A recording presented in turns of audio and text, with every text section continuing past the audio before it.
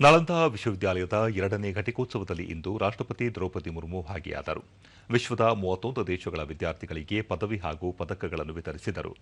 ನಿವೃತ್ತ lieutenant governor general Syed Ata Hasnain ಮತ್ತು ವಿದೇಶಾಂಗ ಸಚಿವ ಡಾ ಎಸ್ ಜಯಶಂಕರ್ ಸೇರಿದಂತೆ ಹಲವು ಗಣ್ಯರು ಉಪಸ್ಥಿತರಿದ್ದರು.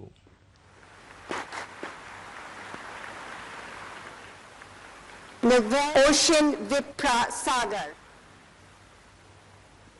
स्निग्धा, सीरत लक्ष्य चौहान,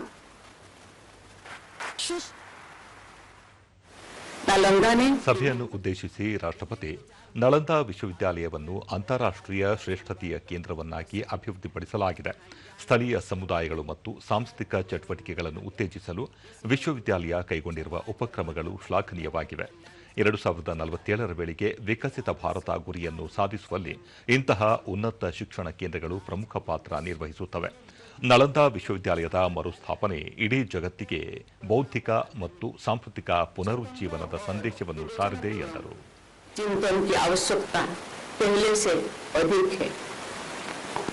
मुझे विश्वास है कि नालंदा विश्वविद्यालय एशिया और विश्व में एक अग्रणी शिक्षण संस्थान के रूप में उभरेगी।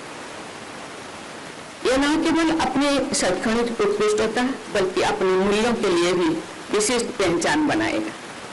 मुझे ये देखकर प्रसन्नता होती है कि विश्वविद्यालय इंटर डिसिप्लिनरी लर्निंग, अंतर्राष्ट्रीय सहयोग और स्थानीय समुदाय के साथ सहभागिता के माध्यम से इस दिशा में निरंतर अग्रसर है।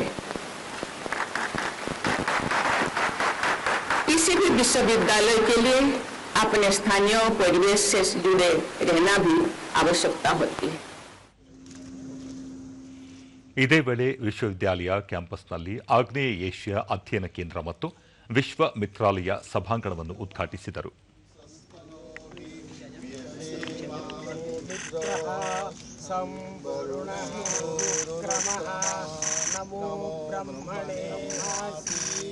तमेव प्रत्यक्षं पूर्णात् पूर्णमुदच्यते।